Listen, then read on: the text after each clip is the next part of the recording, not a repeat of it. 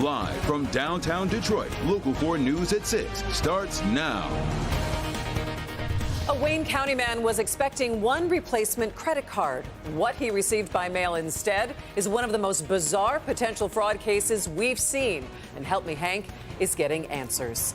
Thanks for joining us here at 6. I'm Christy McDonald in for Kimberly Gill. I'm Devin Skillian. A local Bank of America customer concerned about potential fraud ends up in the middle of a possible scheme involving his account number and dozens of different names. It's a wild one. Consumer investigator Help Me Hank, now in touch with Bank of America. Hank Winchester live now with what they're saying. Hank?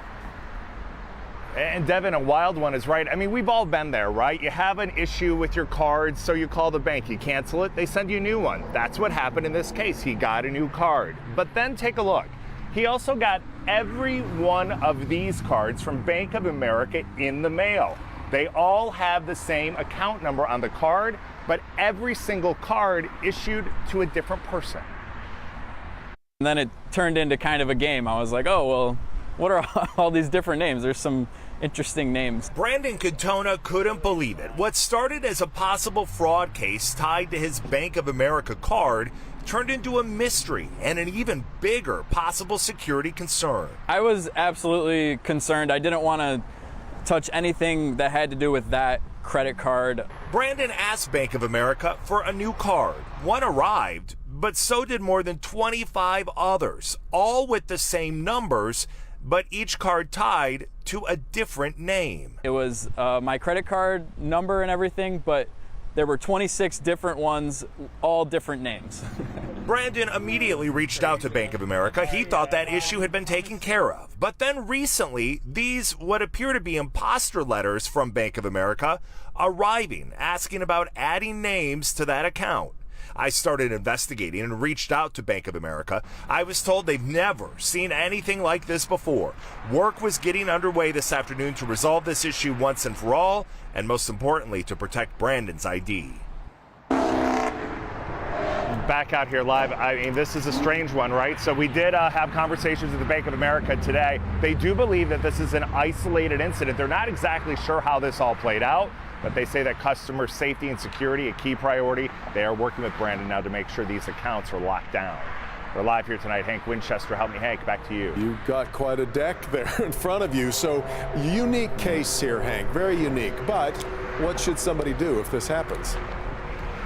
Yeah, and Devin, you know, it doesn't have to be a situation like this one. I've told people before, I think one of the smartest things everybody can do is lock their credit down. Contact TransUnion, Equifax, all the security, all the credit reporting agencies. You can do it for free or pay a small fee, and it makes it impossible for these hackers to get your credit and steal your ID. Really important step. Exactly right. All right, Hank. After 3 years of COVID protocols, hospitals across Michigan are lifting their masking requirements for patients and for staff. Our Mara McDonald is live in Dearborn tonight, and Mara, Corewell's CEO, is explaining why they made this decision. Christy, that's right. And Corewell is essentially the new name for the Beaumont Health System, which has since merged. And the CEO says, look, there are a variety of factors here, but number one is a simple data point in that inpatient COVID beds and the demand for them, it's just plunged. I think for many of us in healthcare, this is a really remarkable day. For those of us who went through the pandemic and its hardest times, I think many of us would find it hard to believe back then that there would ever be a time where we wouldn't have to wear masks everywhere. Today is that day. Corewell announcing starting tomorrow morning, patients, staff, and visitors will no longer be subject to mandatory masking requirements. The latest in a string of health systems across the state, which have now done away with masking. No masks will be required at Henry Ford tomorrow morning. Ascension has already done away with them. So is Michigan Medicine. Trinity does away with masks on Monday. All of this said, you can still mask if you want. The hospital systems say the masking requirement could return in the case of a major flu or COVID spike, but the preference is for patients and providers to be mask-free. Here's why. I think one of the big motivations for us is that the masking was something that I think was detracting from our patient experience, from our team members' experience. It's hard to ignore for many of us that we would go to sporting events or be out in public places and not have to wear masks, but then have to wear masks at the workplace. I think it was time. We're super excited to take this next step further. Back here live, something to consider in areas of the hospitals and there are various clinics that historically have worn masks. Places like transplant clinics, you will still have to be masked. Your caregivers will still be masked. Hospitals like Corewell will still have, sanitization stations with masks, with hand sanitizer. And as a patient, of course, you can always request that your care team be masked. We're live in Dearborn tonight. I'm Mara McDonald, Local 4. Yeah, of course, Mara, they're looking at these data points and citing the decrease in inpatient COVID beds as part of the decision. But is there any concern that optional masking will see those numbers go back up? They don't seem to, that doesn't seem to even be on their radar. I think that the data points, like we talked about, are so low as far as infection rate and as far as, beds that are being used, they don't see that it is a threat to the system. All right, thanks so much. Mara McDonald reporting tonight. Detroit's core city neighborhood today, people turned out to protest blight on one property in particular. Tonight, the property owner is answering questions from our Sean Lay, who's live with more on the story. Sean. Devin, the whole issue, you can see right behind me, mountains of concrete you see on this property. There it is right there. The city calls that a nuisance. Protesters here today say they have health concerns if this facility ramps up into a concrete crushing operation. There's another side to this as well. The property owner who tells us tonight he's more than willing to find a solution. Clean up your mess! Clean up your mess!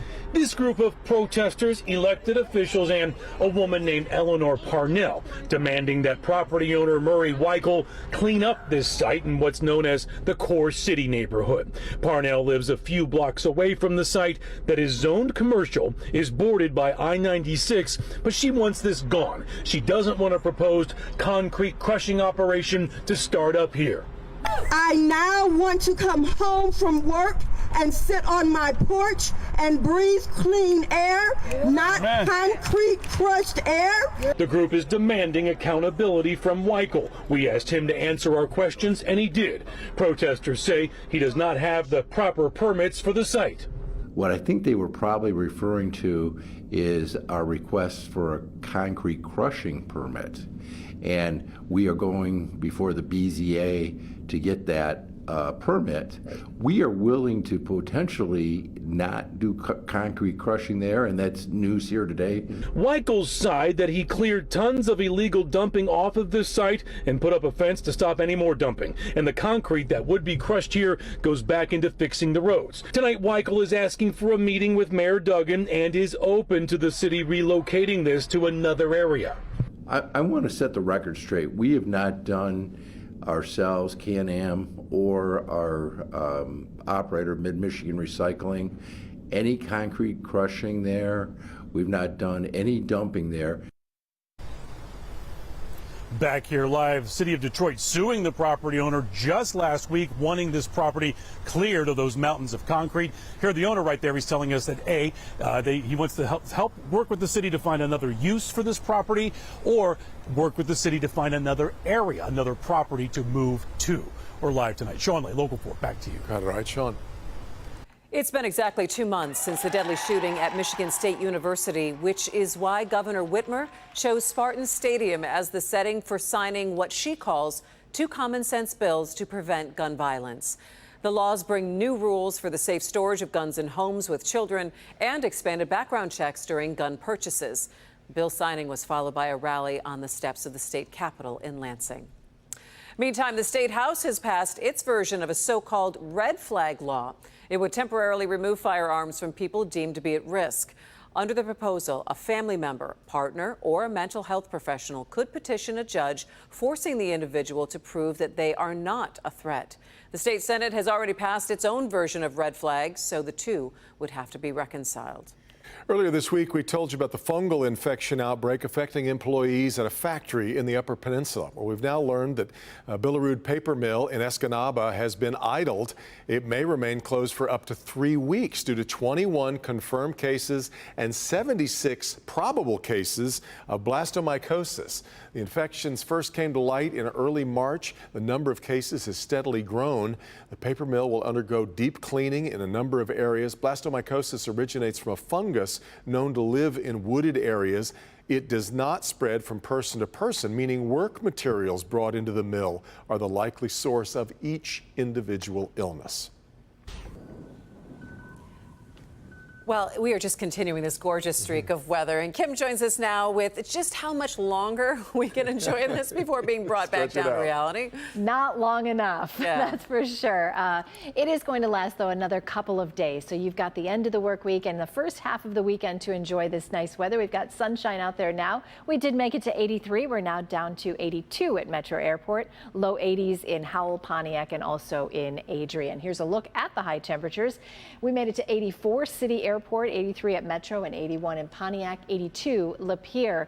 Buds are on the trees, and some of the trees are even starting to pop. Linda sent us this from Clinton Township, but with that comes allergy season, and we need to start doing the allergy forecast as tree pollen is very high right now. Ragweed, grass, and mold spores are low, but if you're sniffling and sneezing a little bit, it might be because of that tree pollen. For tomorrow, we'll get right back to 80 degrees, a perfect end to what I think anyway has been a pretty perfect week for us. But we do have rain in the forecast for the weekend and much colder temperatures next week. We'll talk about this dip in our highs coming up in the forecast. But you can always check out what's going on in your neighborhood. It's easy. Just go to your favorite app store and download the free Forewarn Weather app.